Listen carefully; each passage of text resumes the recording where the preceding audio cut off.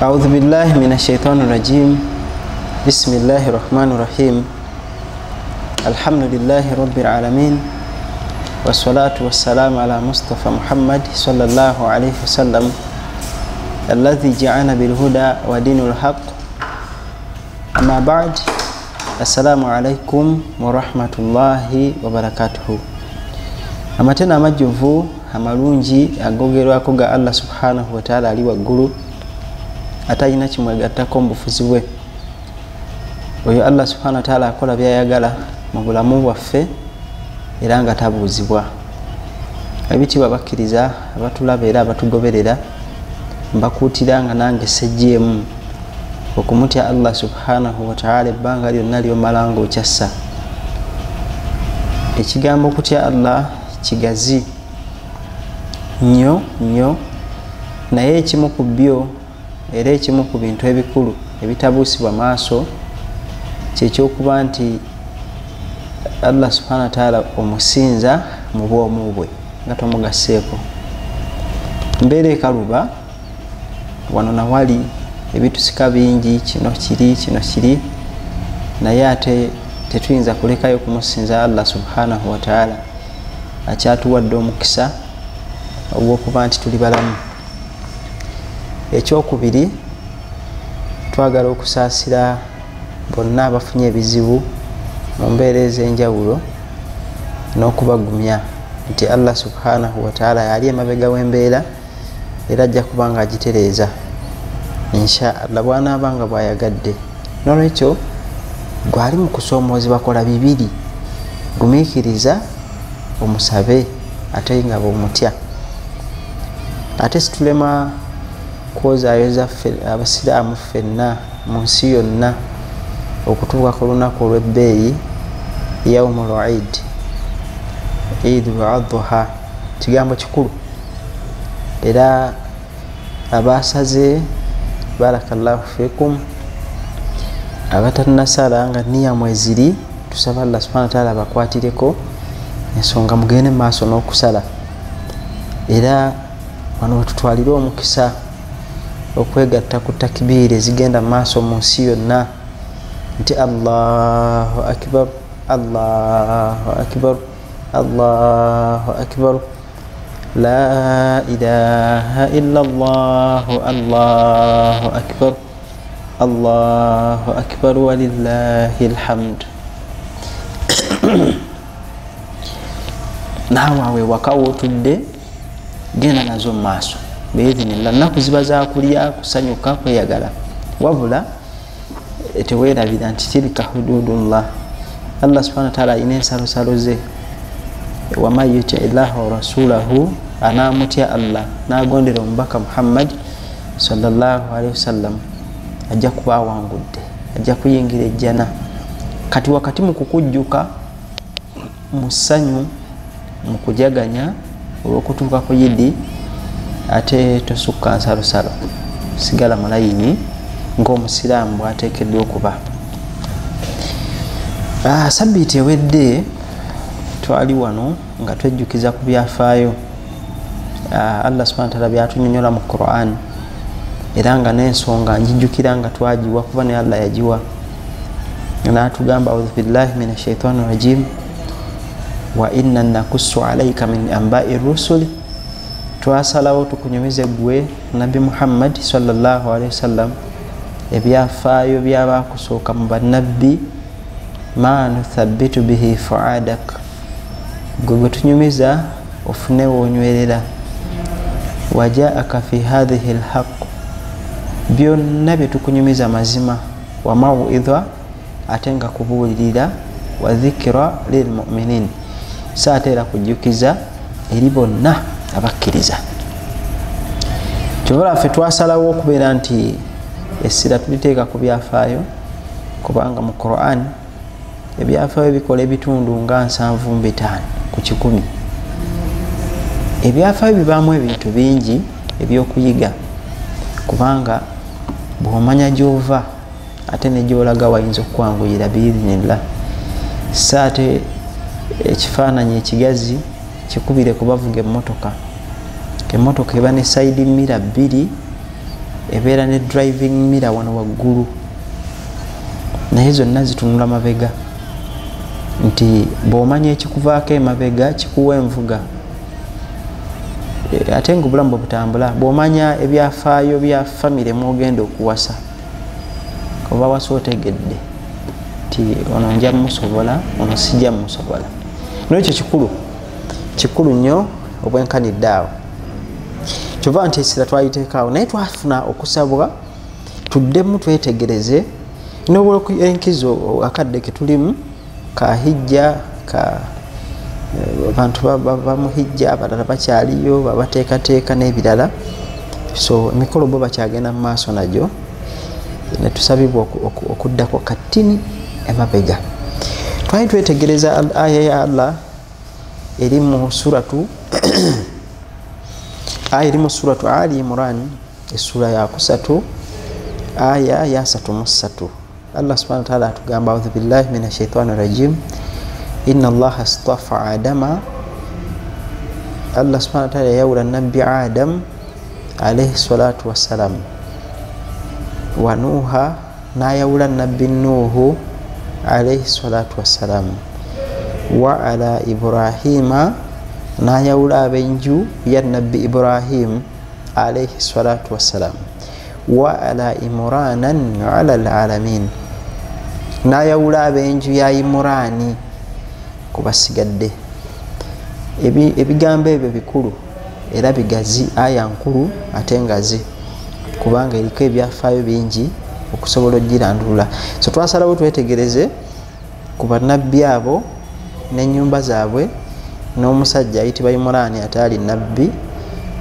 tulabe kiki Allah kyategeeza mu kubaawula era nga twakiraba nti nabiyullahi Adam alayhi salatu wassalam Allah subhanahu wa ta'ala yamwawula mu bintu bingi nti nabbi Adam alayhi salatu wassalam yazaala abalongo emirundi 12 yazaala abaana ng'azaala omulenzi waswa n'ennakato emirundi 12 be baana bameka so kutuwe ansa be baana bameka aha kakati namuwa obuwangazi bwa myaka 10 ate si yekka ne be yawairanga nabo bwe bwali obuwangazi bwabo naye namusaako etteeka nti abaana abazaaliddwa ababiri waswa n'ennakato tebateekwa kwewasa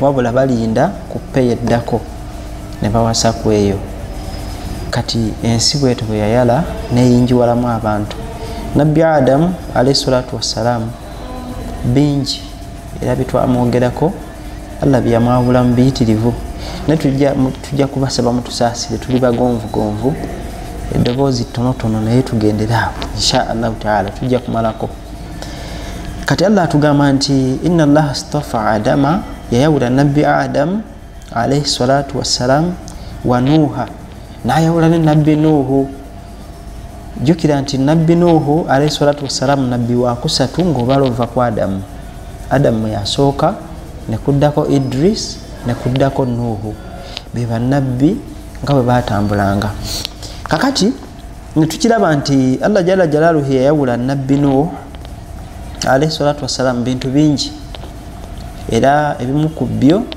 nti ffe abaliwo olwaleero ate tuva ku nabbi Nuhu kubanga tukimanyi bulungi nti omulembe gwa Nuhu Allah subhanahu wa ta'ala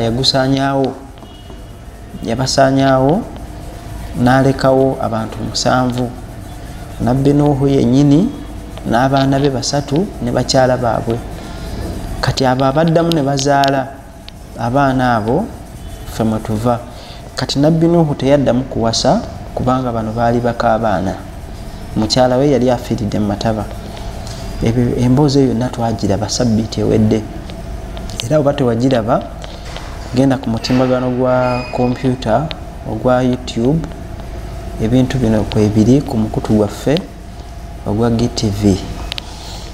Naam, Allah atugamba nti wa ala Ibrahima, Allah yawula abenju ya nabbi Ibrahim alayhi salatu wassalam. Idi eno gye tulimu era gye tukyalya yadde temwampise eno yidi gye tuli mu kulya era byonna bikwatagana ku nabbi Ibrahim alayhi salatu wassalam. Isitole twagirabako ekitundutundu nti omukyala ayitibwa Saala yalwawo okuzaala, n'agamba bba Ibrahim nti genda okkanye n'omwana oyo omuwala eyayitibwanga Hajara, genda okkanye naye akuzaalire, nze mpedde ku mpagala. Era bwe bato ne bakkaanya, n'agenda ne babawoowa. Nabbi Ibrahim alayhi salatu wassalam bamuwoowa. Ibrahim alayhi salatu wassalam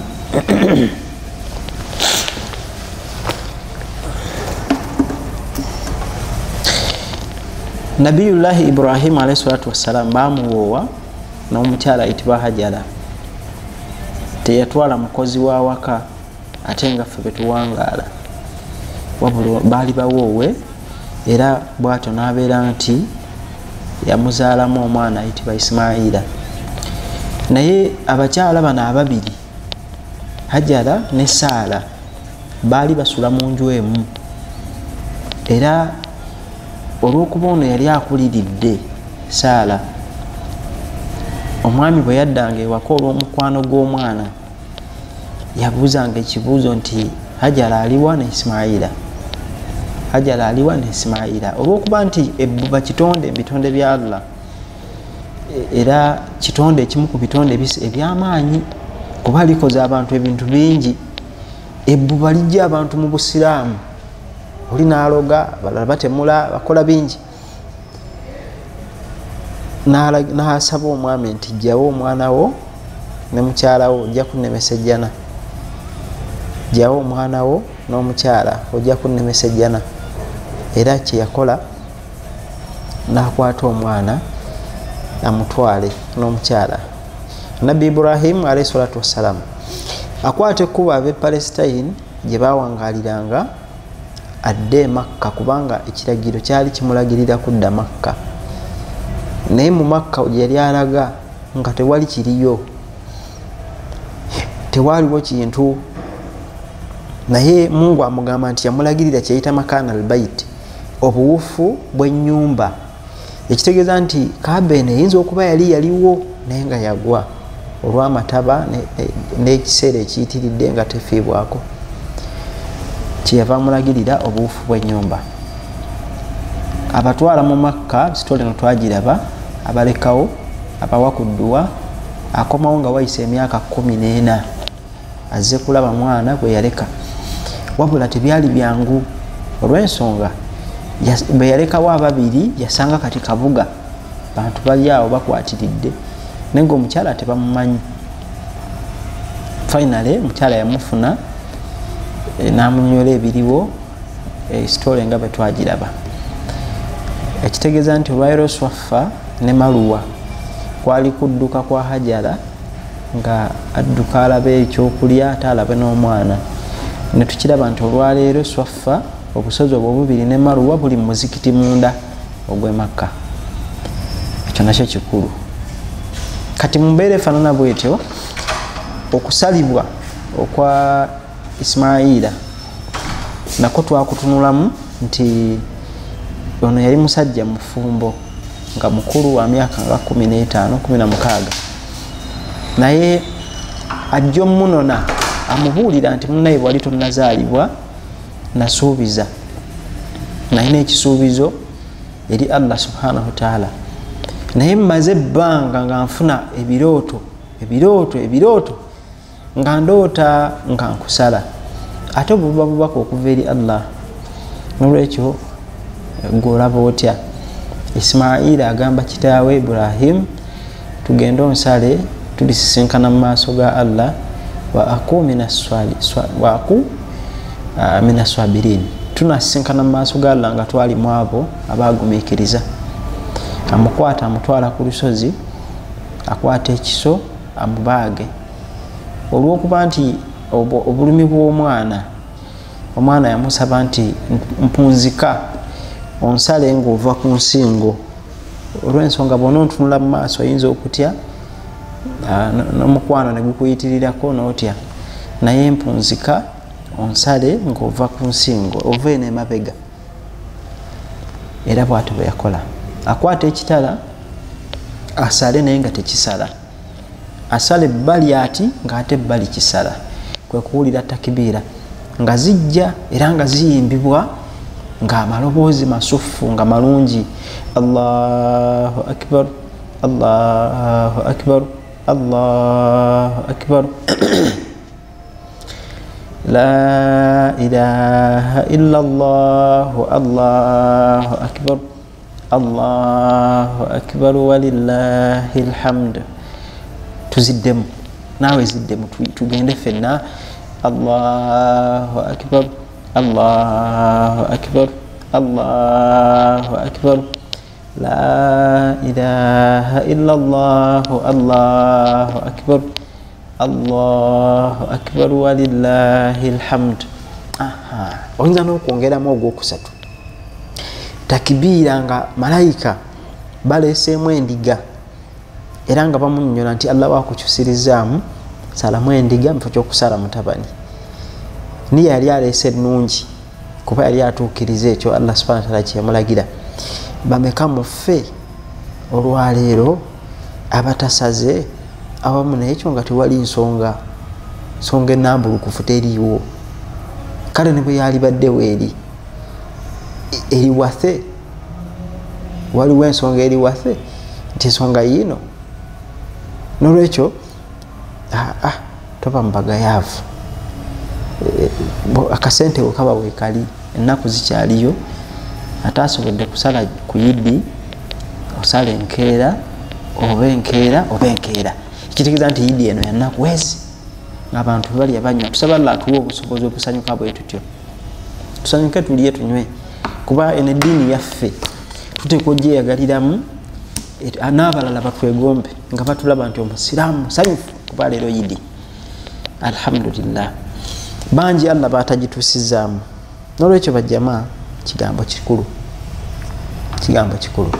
Kakati nga tugenda mu maaso bw'atyo Nabiyullahi Ibrahim alayhi salatu wassalam bw'atyo bw'atuuka ku levo etakwata kusala mwana, bal Allah n'amukyusizaamu n'asalamu endiga. Efaanana bw'etyo n'asala endiga.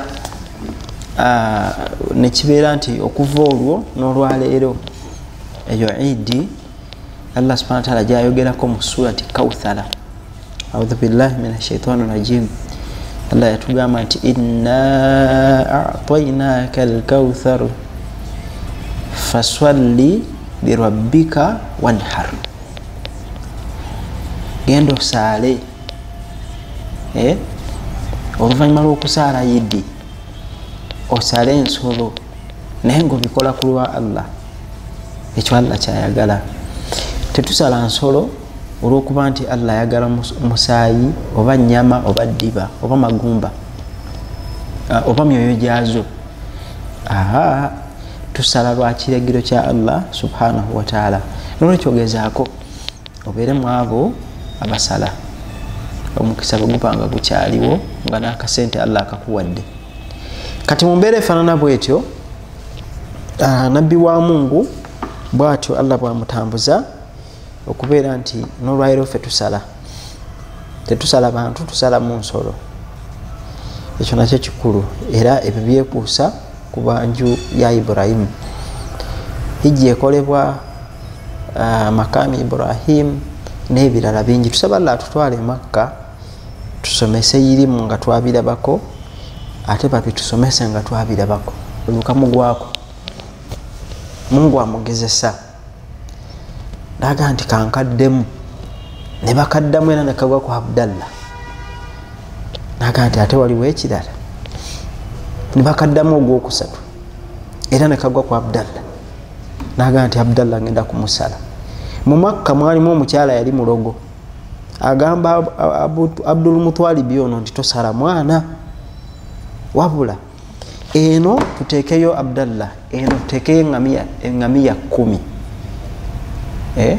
onfuna kankudiremu. Tosala mwana mulogo nno yawa advise tosala omwana, eno tutekeyo eŋŋamiya, eno tutekeyo Abdallah, eno tutekeyo eŋŋamiya, tukuba akalulu. Akalulu kabanga bwe kati, bakwatanga amazzi ne bagateeka katugambe mu bbaafu ne bateekamu akati, akati ne keetooloola bwe kati, ne keetooloola bwe kati, kati nga bwe kasibira bwe kati nga kyekyo. Kansubire kitegerekese, akati nga keetooloola naye nga bwe kasibira nga kyekyo. Ne bateeka eno omwana, ne bateekayo eŋŋamiya, ne bateekawo akalulu kaabwe ne kagwa ku mwana. Omukyala n'amugamba yongerako eŋŋamiya 10 ne ziwera eŋŋamiya 20. Ne bakuba akalulu ne kaddamu ne kagwa ku Abdallah, ne bakaddamu. Eno n'ayongera eŋŋamiya 10 ne ziwera eŋŋamiya 3, ne ziwera eŋŋamiya 4, ne ziwera 5, 6, 7, 8, 9, 10. Bwe zawera 10 akalulu ne kagwa ku ŋŋamiya ta. Eŋŋamiya zonna Abdul Mutwalibi n'azisaddaaka, n'azisala ne bazigabira abantu mu Makka ne outskirts ne bweru wa Makka, obubugabuga obwali buliranyeewo. Abantu ne balya ennyama ne bagitama, yali mpitirivu. Kati bw'ati Abdallah n'awona okusalibwa nga muto. Bwe yakula n'awasa omukyala, omukyala gwe yawasa ayitibwa Amina, n'abeera nti Abdallah yali musuubuzi ng'agenda kusuubula ne banne. Bwe yagenda okusuubula n'alwala omusujja era bw'atyo n'afa. Naye omukyala yamuleka ali lubuto lwa myezi 2. Kati taata wa Nabbi sallallahu alaihi wasallam ayitibwa Abdallah afa nga Nabbi sallallahu alaihi wasallam yakamala emyezi 2 mu lubuto. Kansubire sitole etegerekese. Kati bw'ati Abdallah yawona okusalibwa, bw'atyo n'abeera nti yawonawo, yasurvivinga. Kati kyavaga nti ndi mutabani wa Saddaaka emmeka 2.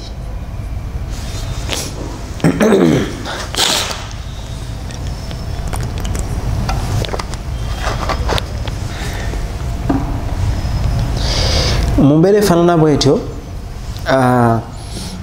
tugenda mu maaso. Nabbi sallallahu alaihi wasallam atunyumiza emboozi ezikwatagana ku Nabbi Ibrahim alayhi salatu wassalam na biki ebyaddako mu bulamu bwe byali bingi, naye ke katonotono mu kuddayo emabega lw'okuwa enkizo omwezi guno ate ne mwezi gwe tulimu ogwa Hijja n'emikolo nga bwe gibadde, kugenda kuyimirira mu Arafa, byonna byonna nga bwe biri. Okuyimirira mu Arafa kukiikirira kiyama nga bweriba, ffenna tujja kuyimirira mu Arafa. Ffenna awatali muntu agamba nti mugende nzija oba gwe genda onkiikirire, teri, buli omu ateekwa okwebeereramu. Olunaku lujja kuba lukambwe. Allah yalwogerako mu Qur'an agamba nti yawman thaqila, olunaku oluzito. Dwe oluzito tusaba Allah lutuwewulire, naye yenna kano katiipu kakulu, yenna gwe lunaawewukira ate Allah yamuwa eddagala, kubanga ekigambo thaqila mu Qur'an kyajja emirundi 2. Kyajja ku lunaku ne ku kigambo. N'agamba nti tugenda kussaako qawlan thaqila, ekigambo ekizito ye Qur'ani. Ate n'agamba nti mwetegekere yawma thaqila, olunaku oluzito. Kakati yenna anaawewula kiri ekizito ekiri mu maaso ku kiyama, alina kwekwata ku kizito Qur'an al-Karim. Nekyo Qur'an ezitowa gyekwateko, tusaba Allah tuyambeko mu kugisoma ate ne mu kugissa mu nkola. Naam, nga tumaliriza sitole ya Ibrahim alayhi salatu wassalam n'abenjuye bakola bingi era bazaala abaana, mu baana ne muvaamu abazzukulu n'abaana ne bannabbi, obwannabbi ne bugenda mu maaso.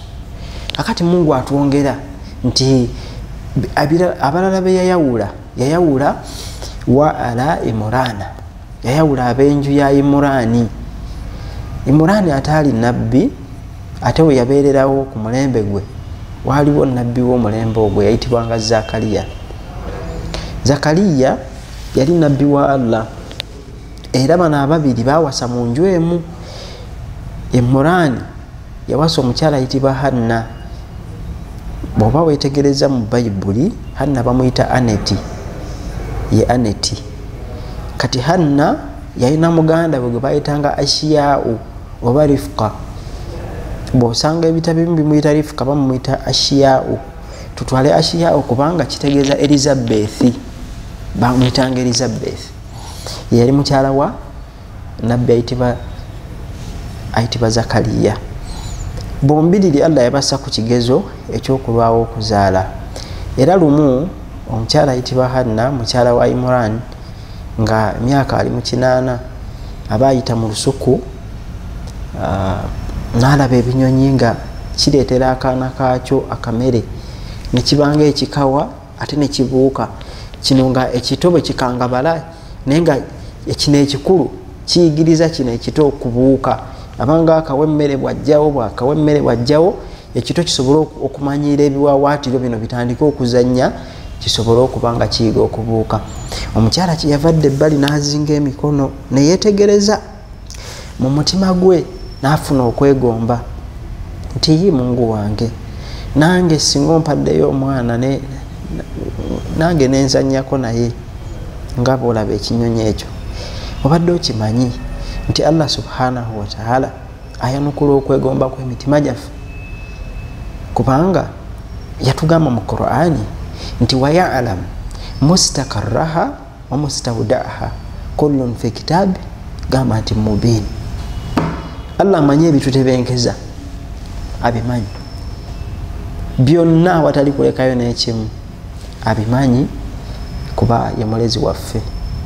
Amanyi ddi lwe tunaafa, wawo onoofiira, ki ekinaakutta, byonna Allah abimanyi era byonna biwandiike. Ekitegeeza nti Allah subhanahu wa ta'ala talina element of surprise nga gwe booneewuunya ti ono mbadde simusuubira wano. Ekyo Allah takirina. Ti Juma alina okuba mu muzikiti ku magalibi akola ki mu bbaala, ebyo Allah tabyewuunya, kubanga atugambye nti ye byonna abimanyi. Kati ffe twewuunya ti omusiraamu yabbye embizzi, subhanallah, ebyo ffe tubyewuunya ku Allah ebyo tabyewuunya kubanga atumanyi. Kati Allah amanyi ebitutebenkeza. N'olwekyo bw'oba weegomba, teweegomba nyumba ya kiyuyi kimu ne weezimbayo just kiyuyi kimu, weegomba booda nkadde, weegomba ebintu bipya, weegomba by'amaanyi. Anti Allah mugagga, yaruzuku man yasha'u bighayri hisaabu. Agaggawaza, agabirira oyo gwayagadde nga tasoose kubalamu. Tolinayo gw'omanyi nga mugagga naye ng'ate byakola tebijja bayitirivu, naye Allah yazibawa. Kyova abantu balina enjogera, nze gye sikkaanya nayo, nti oyo alina ssente tozimuwa, anti Allah yazigaba, yazirinako obusobozi. Ekyo kitegeera otebenkere. Bw'aba tannakuwa si kibi, be patient, gumiikiriza. Allah jalla jalaaluhu ensonga zazimanyi, bamugumiikiriza. Saba Allah atuyambeko mu kugumiikiriza ate ne mu kumutya. Kati mu mbeera efaanana bw'etyo, omukyala yeegomba okuzaalayo ku kaana, era mu kwegomba Mungu n'ayanukula. Omukyala yali akoonye ekinaana, in fact nga n'essuubi ly'okuzaala lyamuggwamu, yeekoona akagere. Kati okwekoona akagere oba tokutegedde, ojja kubuuza akutegedde, neyekoona akagere. Kakana tatandise otambuza amalala, okugira kuti ng'ali lubuto. Omukyala ali olubuto emyaka wagiwulidde, ali mu 8, kyali kyewuunyo. Omwami alabirira olubuto, omwami Imurani n'essanyu kuba yali ali mu 9. Luba luweza emyezi 2, Imurani n'afa. Omukyala n'atuba n'olubuto n'alukuza nga bw'asoma edduwa n'ebirala. Oluvannyuma omukyala yamala n'azaala omwana. Abantu baakuŋŋaana mu bungi bajje balabe omukyala namwandu ate nga mukadde azadde omwana. Mu kukuŋŋaana okwo kwonna abantu bakimanya nti ono akaddiye ate yeetaaga obuyambi. Tukoze tutya? Mu magezi agawaŋŋanibwa tuyambe bwe tuti, tuyambe bwe tuti. Mwe mwajjira amagezi agaga nti omwana tumumuggyeko ffe tumulabirire. Wabula tebamumuggyako nga muwere, yamuyonsa emyezi 2 mutatabiaini egyekutte, yamuyonsa emyezi 2 najjuza okuyonsa. Ekyo nno kikulu nnyo ku bakyala ennaku zino. Yonsa omwana amabeere agakkute kuba kimugasa. Bwato nayonsa omwana emyezi 2 nakkuta, emyaka 2 si myezi, emyaka 2 omwana nakkuta amabeere. Oluvannyuma ne bajja abantu ne bakuŋŋaana ne bakuba akalulu, ani atwala omwana. Mu bajja abangi mu majjira nnabbi ayitibwa Zakaliya. Jjukira nagambye nti Zakaliya yali yawasa mu nju y'emu n'omusajja ayitibwa Imurani. Bakuba akalulu nga akalulu akasooka ne kagwa ku Zakaliya alayhi salatu wassalam. Kaali katya? Kaali bwe kati. Bakwata obuti ne bawandikako erinnya lya oyo yeesimbyewo ekyokulabirako, ne bakwata akati ne bawandikako nti Abdulaziz, ne bawandikako Zakaliya, ne bawandikako erinnya lyonna lyoyinza okuteekawo. Ne bakatwala ku mugga gwe bayitanga Jordan. Omugga gye gwe bayita Jordan. Omugga gudduka sipiidi ate gugenda bwe guti. Kati bateekangako obuti nga konna akagenda oba ovuddeko. Banoonyanga kati kyakatambulako nga kadda mabega. Scientifically kisoboka. Era bagenda okola nga akalulu akasigaddewo ke kaliko erinnya Zakaliya. Ne bagamba nti ako kamu tugendeko okubiri. Ne baddeeka ne bafuna ebbaafu. Naye tebikutabula, ebbaafu tezaaliwo, naye baafuna ebbaafu kyetuyinza okutegeera mu ntegeera ennyangu. Ne bassaamu obuti ne bawandikako amannya. Akati obwakkiriranga ku ntobo muba muvuddeko, akasigala waggulu yasigalako, era Zakaliya n'akawangula alayhi salatu wassalam. Ne bakuba akookusatu nti afe buba busatu, era akookusatu kaali kakwata peeni ezirimu bwino. Oba babikolanga batya, naye bamwina bwino nga asaanuuka oba ovuddeko, era akasigala ku ngulu kwe kwali erinnya Zakaliya. Bw'atyo ne yeesitulira omwana ne yeetwalira eka. Jjukira nti omukyalo nayitibwa Hanna yali yasoma edduwa ng'asaba omwana, naye ng'ate ayagala kuzaala mwana mulenzi afaanane kitaawe Imurani, kubanga yali musajja mulongoofu ate ng'aweereza ku muzikiti. Ate agenda okuzaala yazaala muwala, ye ng'omuntu kyasooka ne kimukuba naye ate n'akigumira. Kakati omwana bamutwala nga yali nteekateeka ya Allah subhanahu wa ta'ala. Bw'atyo atandika kitaawe Zakaliya, kuba kati ye kitaawe kuba yawasa nnyina omuto, n'amuzimbira akasenga ak'enjawulo waba abeera okumpi n'omuzikiti. In fact ku muzikiti kwennyini. Ewaka we yali azze Mariyamu wawangaliranga abavubuka babiri. Omu bamuyitanga Yusufu oba Josefu, omulala bamuyitanga Aaron oba Haruna. Kakati abo yabasangawo naye nga bakuluko ku ye, bo bato ne bawangaala. Naye ate ng'ekyabewunyisanga nti omwana ono omuwala yasitukanga n'asaala ekiro n'azimba ebigere. Kati ne baagala bamukoppe nga nabo basitukira kumu naye. Tuli ku sitole evvunula aya eri mu suratu Ali Imran aya ya 33, essuula ya 3 ne aya ya 33.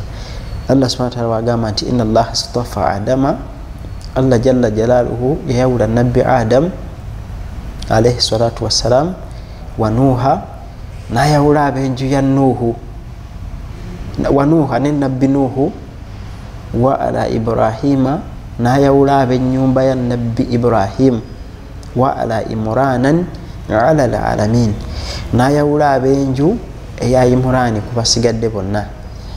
Kakati tuli ku nju ya Imurani mu bufunze twetegereze bano be baliwa. Tukitegedde nti Imurani yali yawasa omukyala Hanna oba Aneti, ate nga Aneti yalina sisita we muto we yayitibwanga Ashiyau oba Rifqa, ge gaali amannya ge, baali baluganda. Zakaliya yawasa Ashiyau ate Imurani awasa Hanna, baali baluganda. Kati Allah aga nti yayawula abenju ya Imran mu benju ya Imran mwe muli omwana ono omu gwe yazaala ayitibwa Mariyamu. Kati mukwetegereza ku Mariyamu tulabe kiki kuliye ekyali ekyenjawulo.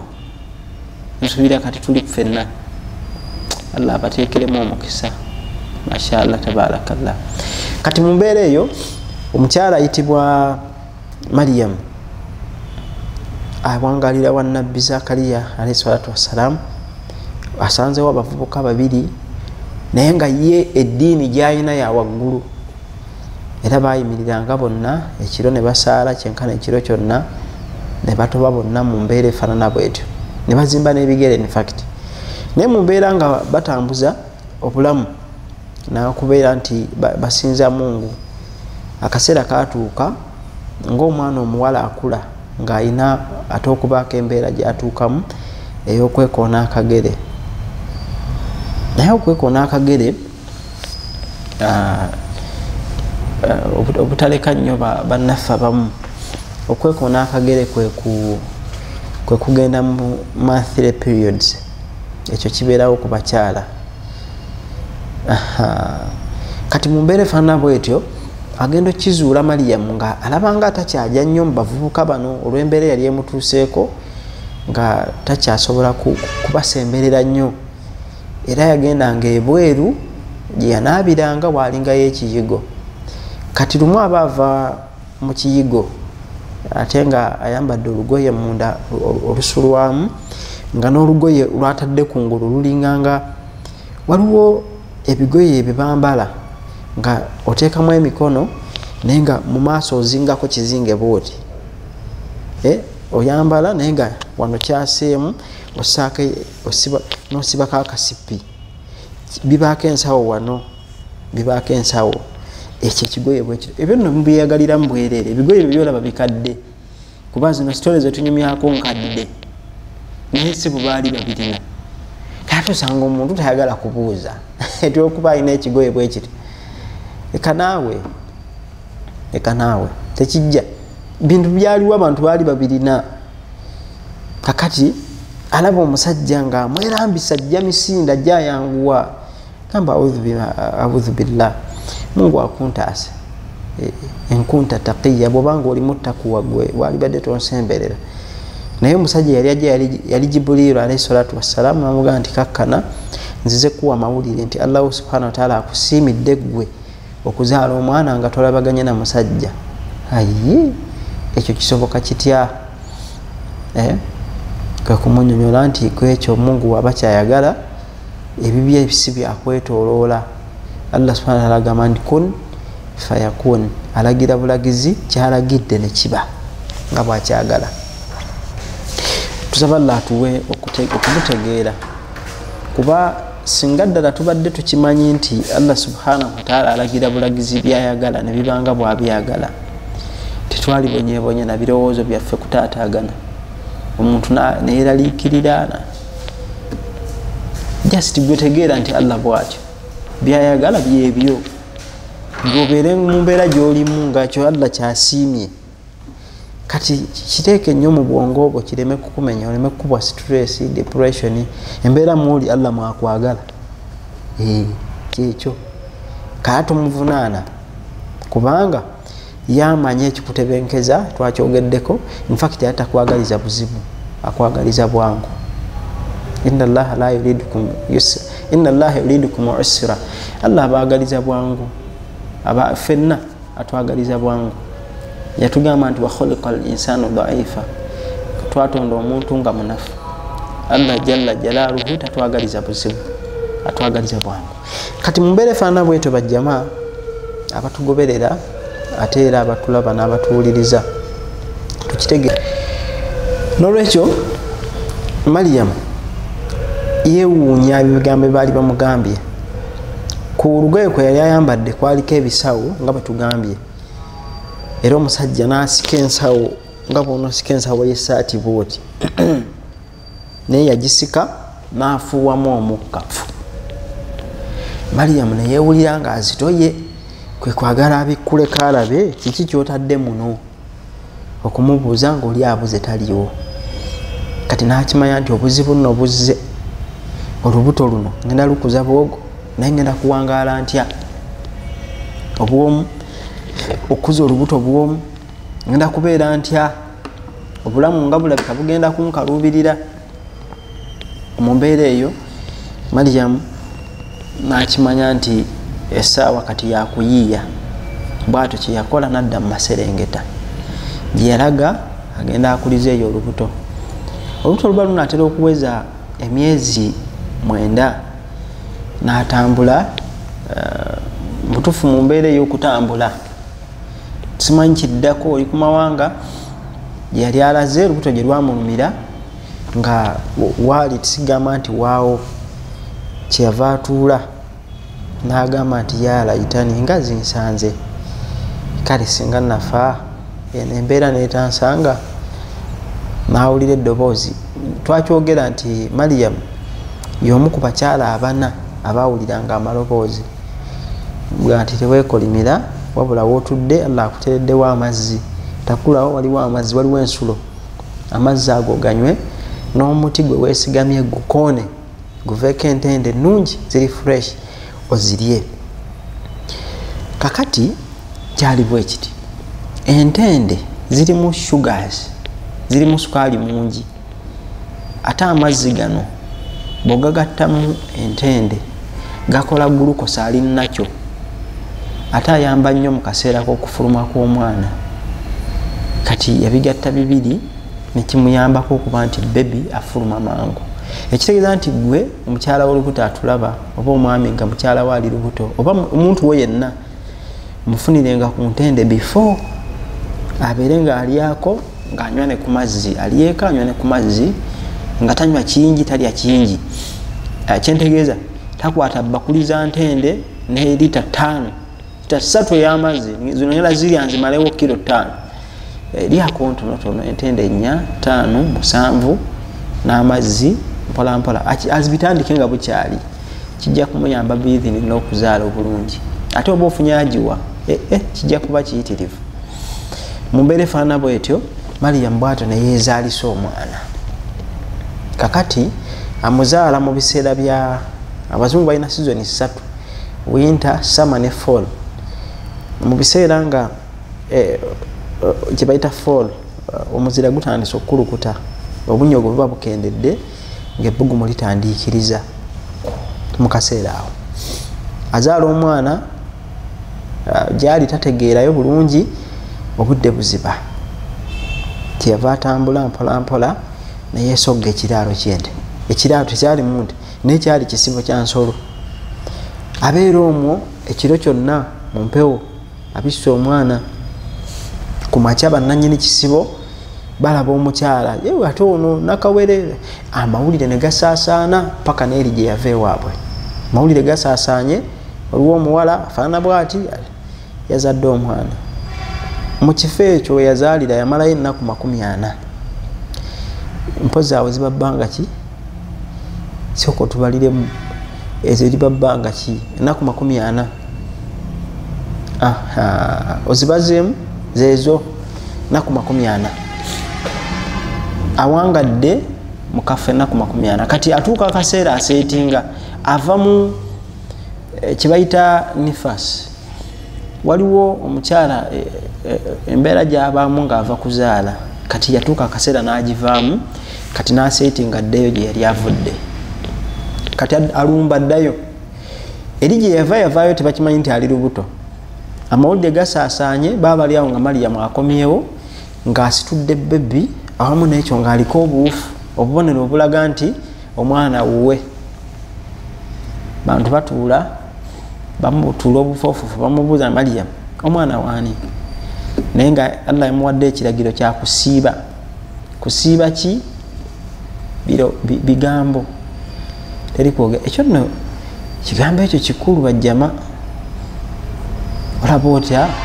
singa naawe osiibamuuko n'osirikako naye tuli mu environment olwaleero nga omuntu buli achievement gyafunye ayagala agipositinge buli kalungi kafunye ayagala bakalabe buli ate abantu be tebabyagala kati walibadde tolaga nnyo Allah kyakuwadde n'okyolesa wano nawali siibako ebigambo abaami abafumba batulaba abatugoberera ate abatuwuliriza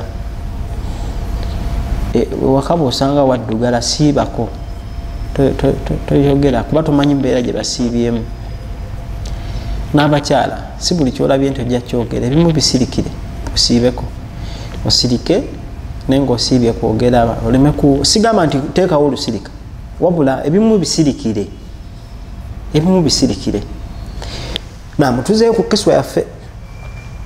Njagala wesse mu bigere eby'abantu abaaliwo mu biseera ebyo, nga katugeze oba olina omuwalawo oba omuntu wo yenna nga muwala najja nga alina bebi oba nga ali lubuto n'omugola olubuto lwani n'asonga ku bebi, ati omwana wani ng'asonga ku bebi, Mariam omwana wani ng'asonga ku mwana bw'ati, gwe bw'oba gwe tomukuba,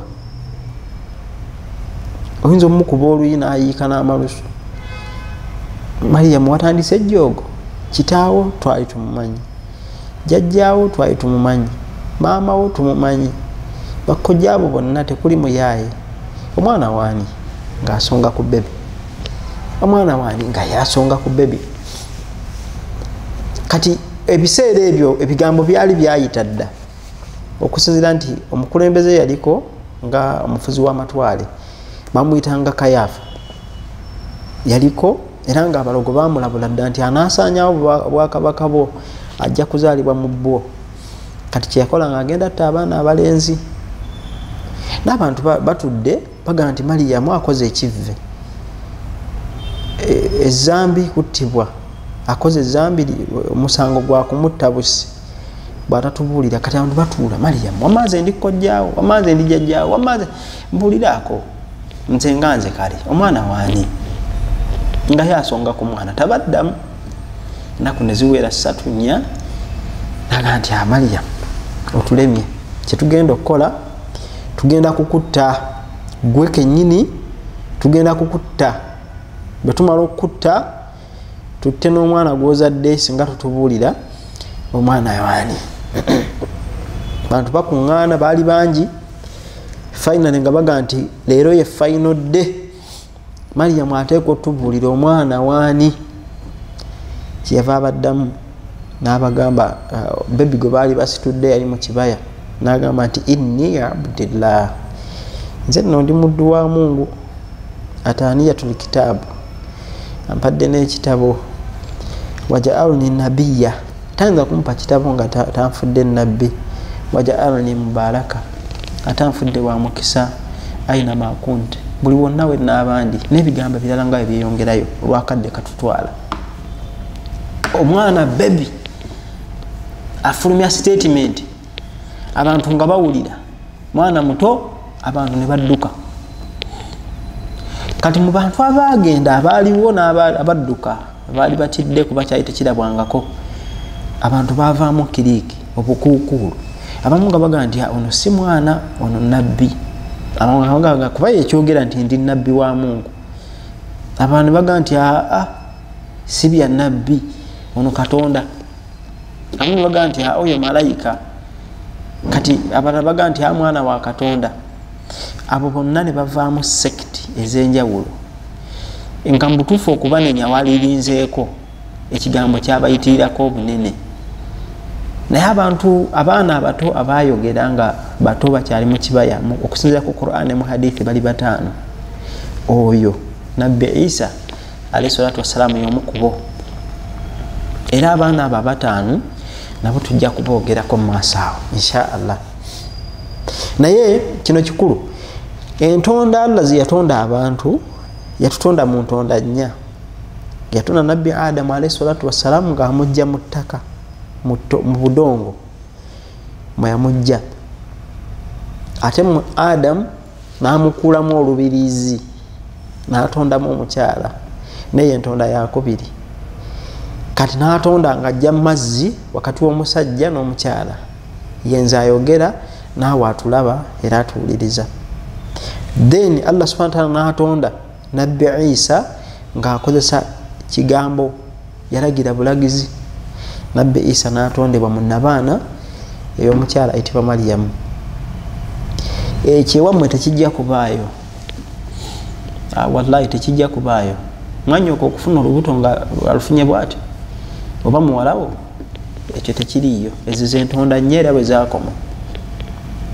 Abasigadde tujjanga kwezaalamu nga nzijja ewammwe nempasa nenzaala, nojja ewaffe nenkuwa mannyinaze nozaala bwoti bwe bijja okuba, tebigera kukyuka. Kati mu mbeera eyo Mariyamu omwana ayogedde, abantu bavuddemu ebigambo bingi, era omwana teyaddayo kwogera paka nga atuusizza emyaka omwana kwayogerera bwe yatandikira okuddamu okwogera. Ne Mariyamu aba alika ali awo ne bebi n'afuna abagenyi, baali abasajja 4 nga bazze kukyala nga baleese n'ebirabo nga boona okulisa omuntu nti kulika bebi. Kumbe baali bambega nga basirikale ba Kayafa nga bazze kulaba oba ddala kituufu omwana ono mulenzi